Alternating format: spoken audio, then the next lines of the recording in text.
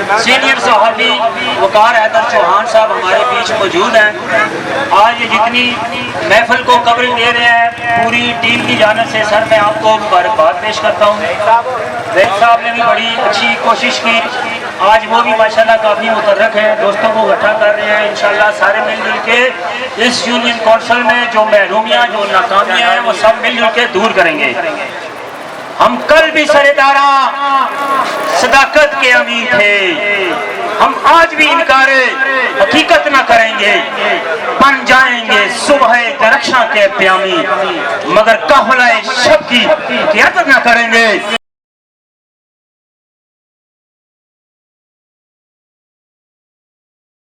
बिस्मिल्लाहिर्रहमानिर्रहीम, अस्सलामु अलैकुम नाज़रीन, आपका मेज़बान वकार हैदर चौहान और आपकी खिदमत में हाजिर है और आप देख रहे हैं पीके न्यूज़ टीवी। नाज़रीन, इस वक्त हम मौजूद हैं रावलपिंडी के इलाका बंगश कॉलोनी के अंदर और यहाँ पे जो मुस्लिम लीग नून के रहनुमा है एजाज़ नवाज़ साहब, वो इस वक्त मेरे साथ मौजूद हैं और इससे कबल इन्होंने बहुत अच्छी एक तकरीब का एहतमाम किया था, जिसके अंदर यहाँ गिरदो नवाज से बहुत से लोग जो है ना यहाँ पे इन्होंने इकट्ठे किए थे। यहाँ पे जो भी इनके चाहने वाले थे, जो मियां मोहम्मद नवाज शरीफ के चाहने वाले थे, जो मियां मोहम्मद शहबाज शरीफ जो वज़ीर आज़म बन चुके हैं उनके चाहने वाले थे, वो सब लोग यहाँ पे आए और बहुत अच्छी तकरीब का इन्होंने एहतमाम किया और मिठाई भी तकसीम की। तो इस वक्त ये मेरे साथ मौजूद है, इनसे बात करते हैं कि ये जो वज़ीर आज़म शहबाज शरीफ जो है ना बन तो गए, आगे क्या इमरान खान वाला हिसाब होगा या ये लोगों को रिलीफ देंगे? अस्सलाम वालेकुम जी।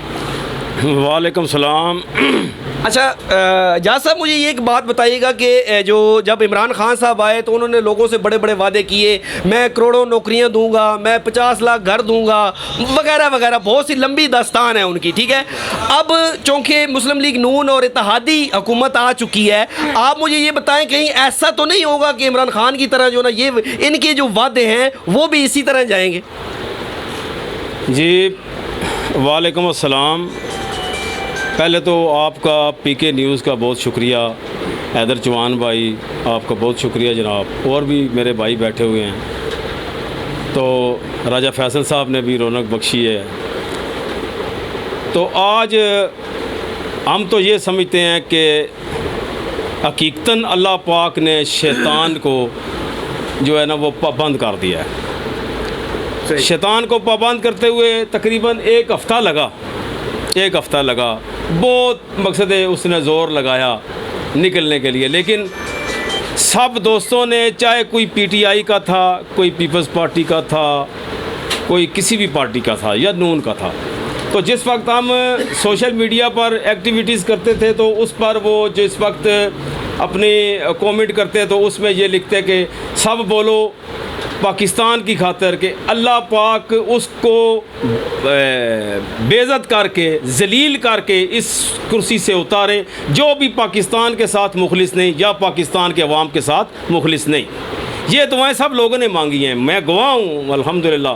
तो अल्लाह पाक ने मेरी नज़र में ये दुआ कबूल की है लोगों की, सही समझ आई, क्योंकि नेक लोगों का वतीरा है ना जी, आते ही एकदम उन्होंने 15 से 25% तनख्वाहों में इजाफ़ा किया है ये मज़दूरों की। और देखें कितना सोबर फैसला है, 10 लाख रुपए इन्होंने सेहत कार्ड के लिए दिए।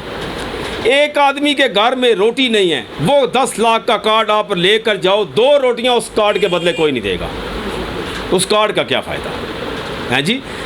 आज मकसद है कि आवाम को 1.5 लाख रुपया तकरीबन मकरूज़ था एक आदमी जिस वक्त ये खान साहब ने हुकूमत ली। आज आप हिसाब लगाओ 9.5 लाख रुपया मकरूज़ है एक आदमी पाकिस्तान का, है जी। वो 10 लाख का जो कार्ड दिया है, अगर तुम अपनी नेशन के साथ इतने मुखलिस हो तो 10 लाख का कार्ड ना दो, उसमें से 2 लाख रुपए का कार्ड दे दो, 8 लाख रुपया तुम वो उस कर्जे की बात में उतार दो। अच्छा मुझे ये बताइएगा कि इमरान खान साहब ने अपने जो उनके फॉलोअर्स हैं उनको वो ये कहते हैं कि ये बैरूनी साजिश से मुझे उतारा गया है, लिहाजा आप बाहर निकलें। जिस वक्त तहरीके लब्बैक वालों का और गवर्नमेंट का आपस में क्लैश हुआ था, उसमें हमारे भाई दोनों तरफ से ही हमारे भाई हैं ना, दुश्मन तो हमारा कोई नहीं है। तो इस तरफ से भी 8-10 बंदे शहीद हुए, उस तरफ से भी 8-10 बंदे शहीद हुए, मुसलमान को मुसलमान मार के शहीद हो गए। लेकिन वो शहीद किस बेस पर हुए कि फ्रांस वाले ने, जो उनका सदर था, उसने जिस वक्त नबी पाक सल्लल्लाहु अलैहि वसल्लम की शान में गुस्ताखी की, ठीक है जी, तो बरमला इज़हार किया अपने मुल्क में, तो उसके ख़िलाफ़ जिस वक्त मुसलमानों ने, तहरीक लब्बैक वालों ने स्ट्राइक किया हैं जी, इनके साथ अपने बंदे सारे शहीद भी करवा लिए, तो एक फ्रांस के सफ़ीर को नहीं निकाला उन्होंने।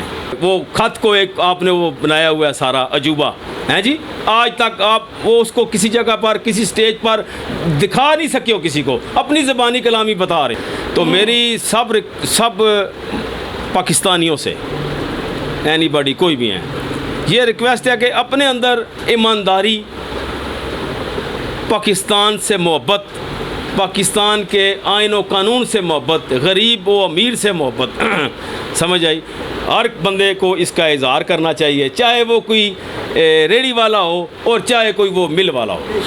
ये जिस वक्त इस चीज़ का एहसास करेंगे, इंशाल्लाह ये महंगाई कुछ भी नहीं है। ठीक होगा जी।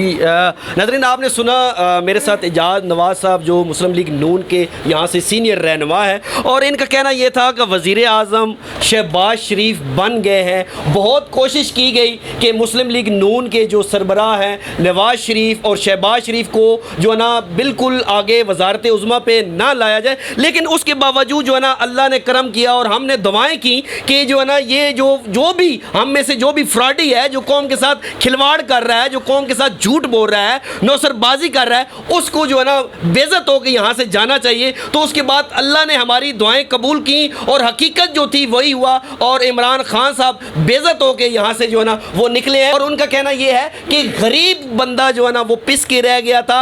अगर इन लोगों का ये कहना है कि हमें बाहर इज्जत चाहिए, ये झूठ और फ्रॉड के अलावा कुछ नहीं है। अगर किसी गरीब के घर के यहाँ अगर जो गरीब 500-800 की जो दिहाड़ी लगाता है, जब वो घर जाता है तो घी, आटा, चीनी जब वो लेता है तो उसके पास जो है ना वो बच्चों के दूध के लिए पैसे जो है ना वो नहीं बचते। तो उस गरीब से पूछें जो 150 का घी का पैकेट जब वो 500 रुपया दुकानदार मांगता है तो उसको ज़रूर तकलीफ होती है। इसी के साथ अपने मेज़बान वकार हैदर चौहान को इजाज़त दीजिए। अल्लाह ने के बाद।